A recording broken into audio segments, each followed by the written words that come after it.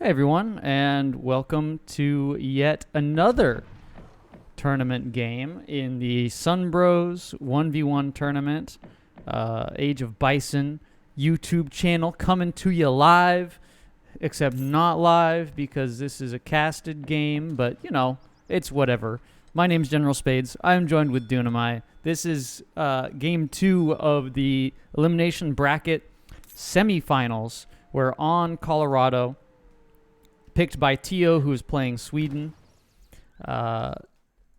which is a counter pick to LFS, who is playing Germany in the color red. This is game 2. If you missed game 1, go watch it. I'm about to spoil it for you. LFS beat the USA player for Tio as the Ottomans.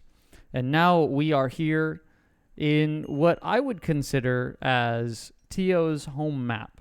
He loves Sweden. He knows Sweden is good on Colorado because the abundance of mines everywhere. And so he is trying to level up the series at 1-1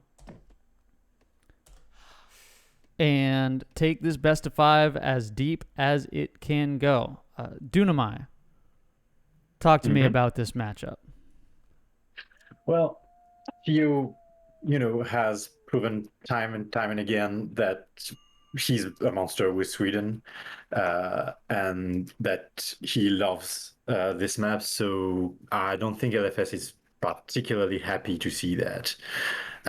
Colorado, as you said, excellent. A lot of mine, not a lot of different paths to flank the Swedish army because of the big mountains in the middle. So really, like this is top Sweden material, and Tio's gonna love it, and LFS won't. 60 food coming in as a treasure guardian for Sweden, and then this is a native scout for LFS. So both players getting some pretty significant treasures. Age 1, obviously the 60 wood or 60 food is going to help Sweden age up even faster, aided by the extra 100 food that they got from the last time they were buffed / nerfed and took 10 settlers away. But whatever, I'm not complaining. I'm not a Sweden man at all. So let's see. Let's take a look at the decks here. Land deck, fairly standard. We know Tio likes to send this French Fusiliers card in and go for some Fus raids early on. We know he likes the Jaegers card, and everything else is pretty standard. German mercenary contractors maybe is the one card that you wouldn't expect out of a normal Sweden deck, and possibly Finn horses as well. So we'll hop over to LFS's deck as the Germans. I'm not quite sure LFS is knows Germany that well. I could be wrong here, but Dunamai, talk to me about this deck here. What are we seeing? We're seeing Palatine settlements. Palatine settlement, not that common, but it's a good call, making your house have 30 population instead of 10. So it is commonly used in the outlaw deck for Germany. Sometimes it is used when you really don't want to put the wood and want to be greedy. You see there's no 700 wood in there. But I don't see mercenary shipments or even cards that reduce outlaw population. So this is not an outlaw deck. It's just a standard German semi-FF with a twist, I think. Well, let's see. It looks pretty standard right now. We've got a house and a market coming up, or starting for the German player here. Chopping wood now in transition for the logistician age up, so he's going to get an extra Uhlan with every shipment. So maybe not a standard semi-FF as the Sweden Explorer gets chased back to base by the scout and by Mr. Hitler here. Sitting on 43 health is Frederick Hasselqvist. I hope I pronounced that wrong. Maybe my Sweden friends can confirm or deny. We're going to hop over to Tio, who is actually has a pretty decent age up time. The Explorer does get into base, so will get up fairly quickly. don't know what I'm doing. We're seeing what he aged up with. He's aging up with the governor. So from what we've seen from Tio early on in this tournament so far is exactly what we're seeing right now. The early outpost going to come up. Yep. Chests of coin going to come in, and he's going to send... he doesn't even need this coin, realistically, to send the Fusiliers. But he is going to gather it up anyways. 360 coin coming in. Or is the cost for those Fusiliers, and he's going to come in and try and pop some settler wagons, pop some regular settlers. If you're not familiar, these Fusiliers, you only get 3 of them, and they're fairly costly. They're normally 400 if you're not Sweden, who gets a discount on this stuff. So 360 coin for 3 Fusiliers, you're like, well, that's not really worth it, until you realize that these Fusiliers are, I believe, 5 speed. So they're very fast, and the 3 of them will one-shot a settler. So you age up quick, you get into your base, you take a pot shot at a settler, and boom, it's dead, and you've immediately gained an advantage. Automatically sending these Fusiliers, was I right? Yep, they're 5.5 speed, so they're even harder to catch. So they're going to come in, they're going to take some pot shots, and we're going to see some very intense micro from Tio coming out here, I'm sure.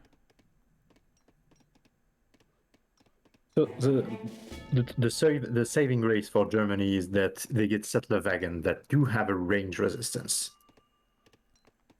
Yes, these settler wagons won't go down. Not even. Shots. It takes about 3 pop. It takes 3 shots from 3 Fusiliers to kill 1 settler wagon. But these 3 Uhlans are going to go down. Oh, 100%. Again, one shot from the Fusiliers will do that.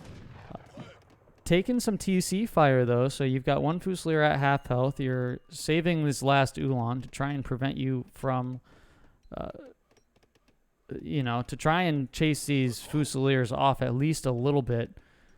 Crazy to me, 5.5 speed versus 6.75 for these Uhlans, but these Fusiliers are just able to kite so effectively. 1 villager going down. And I expect fully to see Tio coming here, and doesn't see these trees here, but he is going to come in and see those eventually. Now Karolian's getting trained. As we'll take a look back at his deck, he sent Dominions as his 3rd card just now. Those are going to be popped up right there. And probably the next card is going to be some settlers. Not some settlers, but some res that's going to be gathered up by these torps.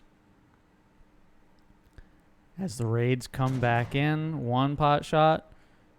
Not going to be 2 pot shot. That settler wagon is on 6 health. Tio doing a very good job of keeping these Fusiliers alive, because once 1 Fusilier dies, that's it. Your raid is done. You can't kill settlers anymore.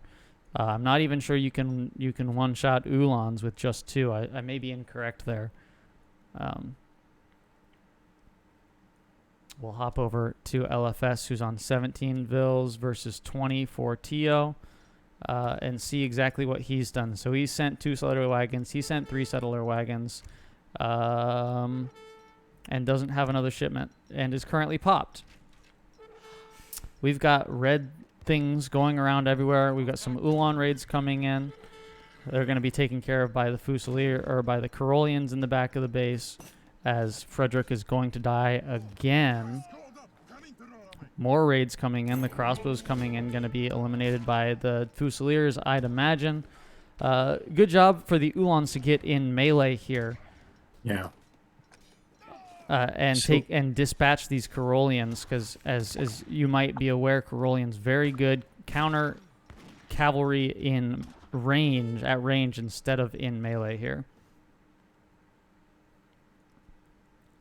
So we'll see. We'll hop back over to these 3 Fusiliers who are popping, one-shotting these Uhlans, or not Uhlans, these Fusiliers, but the Fusiliers doing just as well, one-shotting these crossbows. So overall, a little bit of a loss, I'd say, and there goes 1 Fusilier left over. for Tio, as his villager lead is steadily growing. He's up 3, 22 to 19. And he's Not counting the torps. not counting the torps, exactly, which are, I'd imagine at this point, they're about to be blueberried. Now is about the time you want to send blueberries. You want to try and send blueberries. You want to get as many torps as you can. He's sitting on 15 right now. Very good number for Tio. As we'll see, I'm sure blueberries coming in right now. But like I was mentioning, the blueberry timing wants to come in right about now, because your first two are on 48 and 43 food, and you want those to spawn blueberries instead of not spawning anything, which they won't if the bush is disappeared. But I'm incorrect here. Tio is smelling blood on the water, is sending in 2 leather cannons while he's raiding with Corollians in the south. Gonna take out the explorer and the scout, and is going to sit some Fusilier, or his last remaining Fusilier, and 8 food, or 8 Corollians on top of this coin, or on top of these 2 hunts right here, and really lock out LFS from that res. And I'm not even sure he's aware that that's happened, Dunamai. Well, I think he does when you see that. I mean, I'm pretty sure Tio is aware that he's doing that. Well, I know Because you Tio see is there's aware, but I few- don't know that LFS is aware of that happening. I think we see a good chokehold on the map by Tio. Like, he has torps everywhere. Dops are a good idea actually against Corollian, but there are better ways to counter them. But the thing is, you need H3 and for H3 you need food, and currently food is kind of a problem for LFS. These leather cannons going to be pounced on by the Dops, but it's not going to matter. All the Dops going down. These settler wagons actually going to come out and snipe one of the leather cannons here. So one of them going down, the other one's still at full health, as we see some reinforcing Corollians coming back up. And Tio does not care.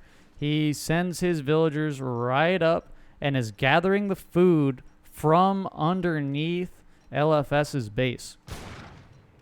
Really cheeky maneuver here. He's still got these Corollians sitting up guarding this coin. Or this food, and more villagers going down. I turn away for 10 seconds and we see at least 2 villagers go down. And this settler is just, oh my god, this is really bold from Tio here. He says, I am going to take control of the map, and you are going to like it. The torps in the north. It's like, it's an insult. There's torp in the north coin mine. Torps in the north coin mine. He's got this villager up here. Sees a dead hunt. Maybe he killed that. Maybe he didn't. I'm not sure. More Corollians coming in the back. And at this point, I think Tio is content just to spam Corollians and possibly some leather cannons. We'll see if he has... Nope, still only 1 Rax right now. So he's content to spam Corollians out of 1 Rax, knowing that he's taken a massive advantage. Does have the res to age. I'm only a little sorry, he says. I don't know if we can see the chat. I don't know what my hotkey for that is. It is not that. It's page down or page up. I don't remember. It's apparently not that for me. It's not working. So he's only a little bit sorry about something. I'm not sure what. So he's coming in with the Exiled Prince for the fast age up. And as we take a look at LFS's perspective, he is completely locked out of all his res. We'll turn Fog of War off just for a brief moment. You can see this hunt locked out. You can see this hunt is locked out. The crossbows are going to come in and try and deal with these Corollians, but the Corollians is going to kite. Tio doing a very good job being aware of where the pressure is coming from, and I expect us to see some pressure here. Yes, indeed. The leather cannon's going to get... There's 2 settler wagons down. There's 3 settler wagons and an extra villager down. GG. LFS is going to call it there, and Sweden ties it up. Initial reactions, Dunamai. Well, I don't think Tio was ever beaten with Sweden, and he keeps up the tradition. Tio Sweden looking like the one of the main contenders for untouched civilization, along with Platypus Slayer China. Platypus Slayer China, I believe, undefeated at this point in the tournament, as well as a whole host of Russia. I think Russia is undefeated as well in this tournament as of the current point in time. So LFS really getting locked out. The Sweden counter pick and the map pick that Tio, he starts with the map pick, Colorado. LFS has to know that Tio's Sweden is coming because we've seen it before through this tournament. Tio working his way all the way through the losers bracket from round one. From round two in the losers bracket, and has worked his way all the way to the losers semis, and with a chance to go to the losers finals, and then one step away from being in the grand finals. And you see this Sweden play, and knowing that he can play Sweden again one more time in this round, that's got to be pretty dangerous. If you ask me, Tio is potentially one of the most dangerous players in this tournament with his Sweden play right now. Completely agree. And the thing is, I'm not even sure LFS was surprised by the pick. He knew it's coming. He's trying to pick something. Tio, I don't think, even bothered to counterpick. He knew he wanted Sweden on Colorado. You know it's coming, but the thing is, just how do you counter it? Just how? It's so good. The Fusilier raids, the ability to cover the map in Torps, completely cover the map in Torps, lock Germany out of resources. There was really nothing Germany can do. He's stuck completely in H2 right now. Only has, just a hair over 700 res in his bank right now versus Tio, who is just a few seconds away from aging and is just able to spam Carolians. So well played to Tio to tie the series up at 2. We will move on to game 3. If you liked this video, like and subscribe. Subscribe, obviously, if you want to see more content from us. We'll be posting it anyways, so if you don't want to subscribe, I suppose you don't have to, but we would appreciate it greatly. We'll see you in the next one, which will be very soon. Thank you, and have a fantastic day.